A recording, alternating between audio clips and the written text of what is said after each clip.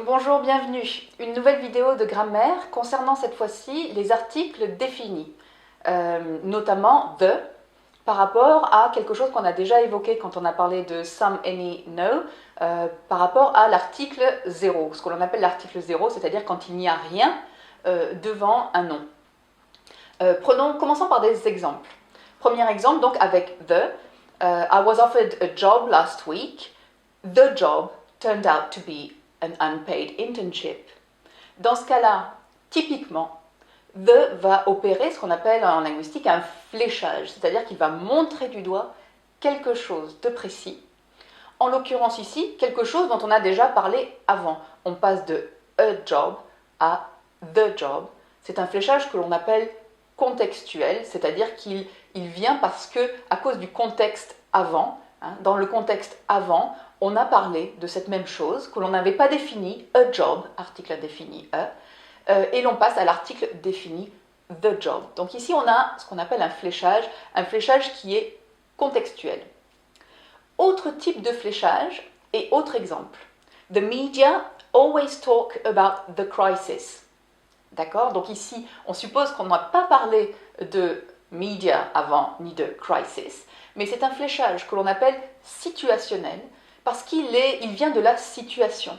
Ce sont des mots, media et crisis, quand on met donc the devant, tout le monde, tous les gens d'une même culture qui partagent la même culture, c'est de quoi on parle. Tous les gens savent de quoi on parle. D'accord? C'est un fléchage qui est donc propre à la situation culturelle d'un pays ou d'une ère géographique.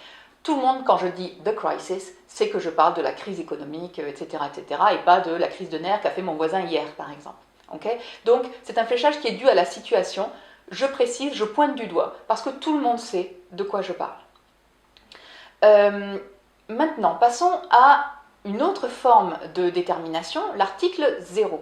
Je vous donne un exemple. Nowadays, diplomas are necessary to get a decent job. Diplomas. Article 0, donc il n'y a rien devant, plus le pluriel. Ici, typiquement, l'article 0 suivi d'un pluriel met en avant une généralité. On parle des diplômes en général. Les diplômes sont nécessaires, ou même voire des diplômes, article indéfini en français, sont nécessaires. Une généralité. Dès que vous voulez parler d'une généralité, on va avoir l'article 0 plus le pluriel, par exemple ici. Un autre exemple avec l'article 0, qui est le suivant. Globalization has positive and negative outcomes. Globalization. En français, on dit la mondialisation. En anglais, attention, ici au risque du franglais, on dira globalization, avec l'article 0 devant. Pourquoi? Parce que dès qu'on a affaire à un concept, à une notion abstraite, on va avoir l'article 0. C'est de l'ordre de la généralité, si vous voulez, de l'abstraction, de la conceptualisation.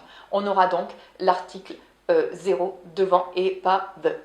Des concepts ou des notions abstraites telles que courage, honesty, unemployment, greed, etc.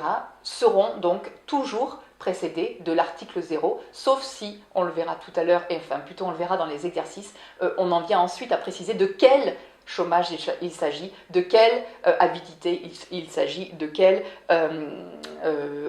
honnêteté il s'agit. Mais quand vous parlez de ces notions de manière générale et non pas dans un cas particulier, vous avez toujours donc l'article 0 qui précède. Des petites précisions, cela dit, des cas particuliers. Les noms de pays. Alors en français, ils sont toujours précédés d'un article défini. La France, l'Angleterre, les États-Unis, l'Australie, etc., etc.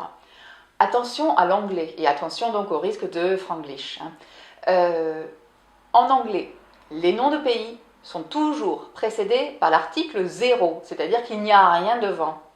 D'accord ? Sauf les noms de pays où il y a un nom commun dedans, où ils sont composés. Généralement, les noms où il y a le mot uni dedans, parce qu'il y a le Royaume-Uni, les États qui sont des noms communs. Ce qui nous donne nos deux pays phares, et sur lesquels il ne faut pas se tromper, the United Kingdom, the USA, et aussi the European Union.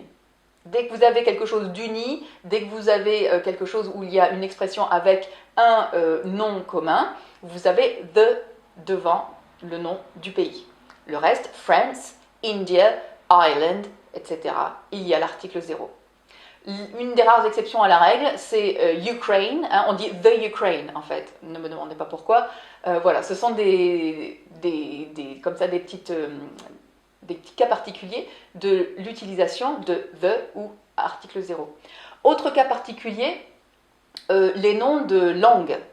English, French. Tout cela sont précédés donc de l'article 0. Attention à la différence entre English, l'anglais, sous-entendu la langue anglaise, et the British, les Britanniques. D'accord?